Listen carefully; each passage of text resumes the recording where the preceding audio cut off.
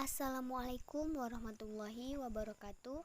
Perkenalkan, nama saya Mustika Pamungkas dengan NIM A1C221087 dari kelas R001. Di sini saya akan menjelaskan materi tentang pendekatan IQ, SQ, EQ, CQ, dan AQ dalam pembelajaran matematika. A. Kecerdasan intelektual atau intelligency quotient atau EQ. Inteligensi adalah kemampuan untuk bertindak secara terarah, berpikir secara rasional, dan menghadapi lingkungannya secara efektif.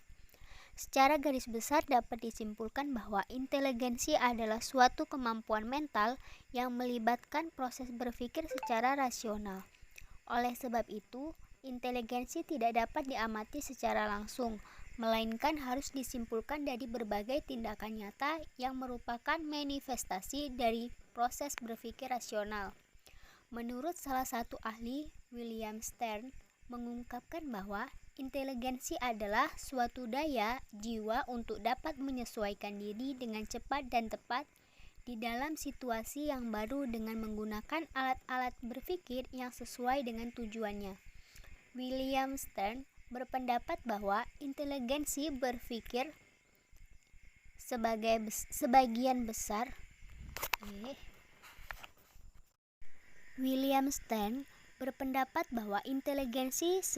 besar tergantung dengan dasar dan turunan.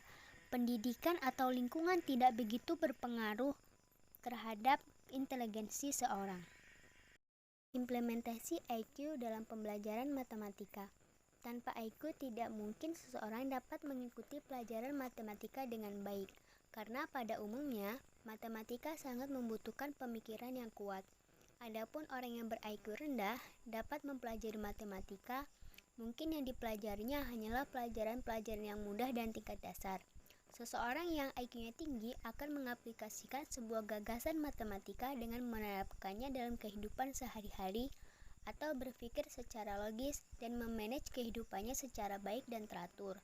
Contohnya saja dalam kehidupan kita, dalam situasi kita jauh dengan orang tua, kita akan diberikan bekal yang harus mencukupi selama 1 minggu penuh.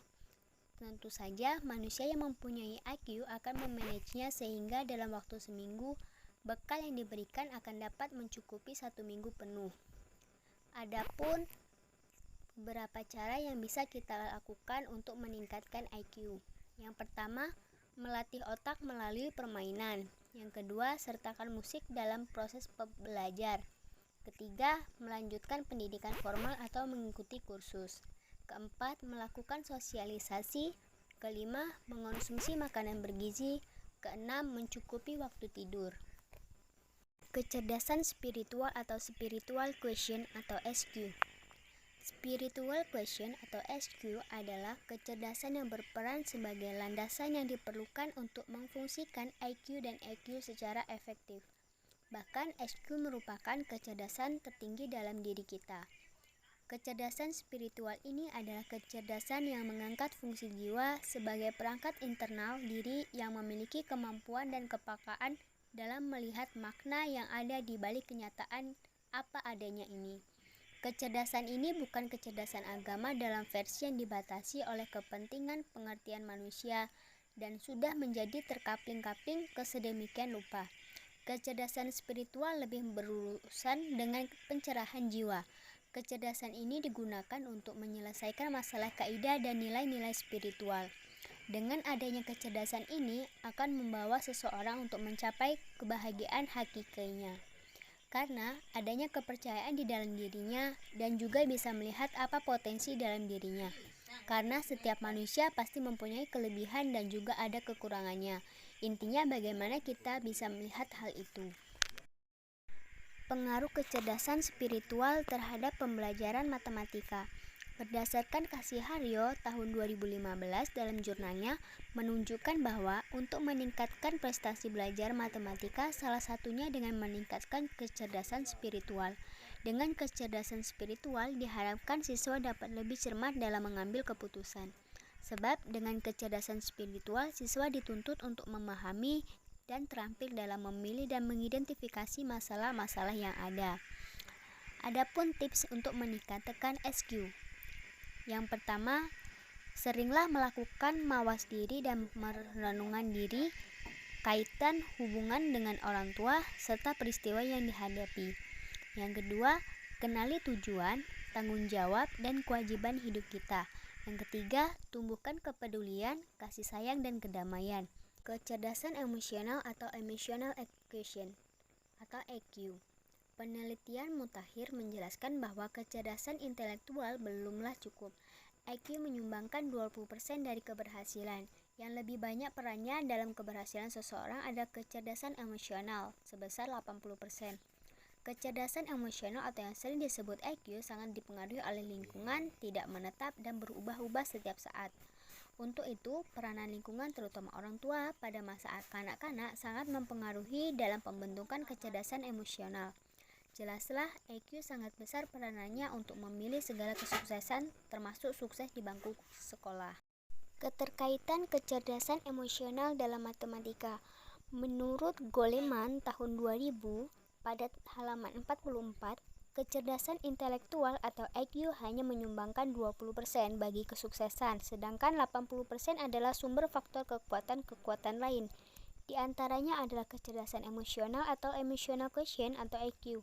Dalam proses belajar siswa, kedua inteligensi ini sangat diperlukan. IQ tidak dapat berfungsi dengan baik tanpa partisipasi penghayatan emosional terhadap mata pelajaran yang disampaikan di sekolah. Namun, biasanya kedua inteligensi itu saling melengkapi. Matematika disebut sebagai ratunya ilmu, jadi matematika merupakan kunci utama dari pengetahuan-pengetahuan yang lain yang dipelajari di sekolah. Maka sering kita mendengarkan bahwa matematika itu sulit, padahal kesulitan itu bisa diatasi apabila didukung dengan banyaknya latihan di rumah. Mungkin bukan hanya matematika saja yang perlu latihan di rumah, pada pelajaran lain pun sama. Kecerdasan kreativitas atau creativity quotient atau CQ. CQ atau creativity quotient artinya adalah kreativitas, yang berarti potensi seseorang untuk memunculkan sesuatu yang penemuan-penemuan baru dalam bidang ilmu dan teknologi, serta semua bidang dalam usaha lainnya. Manusia yang menjadi lebih kreatif akan menjadi lebih terbuka pikirannya terhadap imajinasinya, gagasannya sendiri pun maupun orang lain. Sekalipun beberapa pengamat yang memiliki rasa humor merasa bahwa kebutuhan manusia untuk menciptakan berasal dari keinginan untuk hidup di luar kemampuan mereka. Namun penelitian mengungkapkan bahwa manusia berkreasi adalah karena adanya kebutuhan dasar seperti keamanan, cinta, dan penghargaan. Manfaat kreativitas. Seorang Albert Einstein berkata bahwa imajinasi lebih baik dibandingkan kecerdasan. Imajinasi berkaitan dengan kreativitas. Kreativitas memberikan banyak manfaat bagi individu maupun masyarakat luas. Berbagai manfaat dari kreativitas sebagai berikut. Yang pertama, membuat hidup lebih indah. Artinya, kreativitas akan membuat hidup menjadi lebih indah karena akan dikelilingi oleh hal-hal yang bervariasi dan tidak monoton. Yang kedua, meningkatkan motivasi dan semangat hidup. Kreativitas akan meningkatkan semangat atau motivasi hidup. Orang yang kreativitas tidak akan takut kehilangan peluang, sebab ia bisa menciptakan peluangnya sendiri. Yang ketiga, salah satu faktor kesuksesan usaha. Dalam dunia bisnis, kreativitas menjadi salah satu faktor kesuksesan usaha. Semakin hari kreativitas dalam dunia usaha akan semakin diperlukan. Yang keempat, awal terjadinya inovasi dan perubahan. Kreativitas menjadi langkah awal terjadinya inovasi atau penemuan perubahan-perubahan yang baru. Yang kelima, meningkatkan kualitas dan taraf hidup manusia. Kreativitas berperan besar dalam meningkatkan kesejahteraan dan kualitas hidup manusia. Salah satu ciri karya yang kreatif adalah yang memberikan manfaat sosial, sebab jika tidak memberikan manfaat tidak ada artinya. Alasan menghadapi masalah atau adversity quotient atau AQ. Menurut Nasori pada 2007 berpendapat bahwa adversity quotient atau AQ adalah kecerdasan yang dimiliki seseorang untuk mengatasi kesulitan dan sanggup untuk bertahan hidup. Dalam hal ini tidak mudah menyerah dalam menghadapi setiap kesulitan hidup. Adversity quotient berarti bisa juga disebut dengan ketahanan atau daya tahan seseorang ketika menghadapi masalah. Faktor-faktor yang mempengaruhi IQ. Paul Gestalt dalam bukunya menggambarkan potensi dan daya tahan individu dalam sebuah pohon yang disebut pohon kesuksesan. Di antaranya adalah faktor internal yang terdiri dari yang pertama genetika. Beberapa riset-riset terbaru menyatakan bahwa genetika sangat mungkin mendasari perilaku. Yang paling terkenal adalah kajian tentang ratusan anak kembar identik yang tinggal terpisah sejak lahir dan dibesarkan di lingkungan yang berbeda. Saat mereka dewasa, ternyata ditemukan kemiripan-kemiripan dalam perilaku. Yang kedua, keyakinan. Keyakinan mempengaruhi seseorang dalam menghadapi suatu masalah serta membantu seseorang dalam mencapai tujuan hidup. Yang ketiga, bakat. Bakat adalah gabungan pengetahuan, kompetensi, pengalaman, dan keterampilan. Yang keempat, hasrat dan kemauan. Untuk mencapai kesuksesan dalam hidup diperlukan tenaga pendorong yang berupa keinginan atau disebut hasrat. Hasrat menggambarkan motivasi, antusias, gairah, dorongan, ambisi, dan semangat. Yang kelima, karakter. Karakter merupakan bagian yang penting bagi kita untuk meraih kesuksesan dan hidup berdampingan secara damai. Yang keenam, kinerja. Salah satu keberhasilan seseorang dalam menghadapi masalah dan meraih tujuan hidup dapat diukur lewat kinerja. Yang ketujuh, kecerdasan. Bidang kecerdasan yang dominan biasanya mempengaruhi karir, pekerjaan, pelajaran, dan hobi. Yang kedelapan, kesehatan. Kesehatan emosi dan fisik dapat mempengaruhi seseorang dalam menggapai kesuksesan. Yang kedua, faktor eksternal. Ada dua faktor. Yang pertama, faktor pendidikan. Pendidikan dapat membentuk kecerdasan, pembentukan kebiasaan yang sehat, perkembangan watak, keterampilan hasrat, dan kinerja yang dihasilkan. Salah satu sarana dalam pembentukan sikap dan perilaku adalah melalui pendidikan. Yang kedua, lingkungan. Lingkungan tempat individu tinggal dapat mempengaruhi bagaimana individu beradaptasi dan memberikan respon kesulitan yang dihadapi. Individu yang terbiasa hidup dalam lingkungan sulit akan memiliki adversity quotient yang lebih tinggi.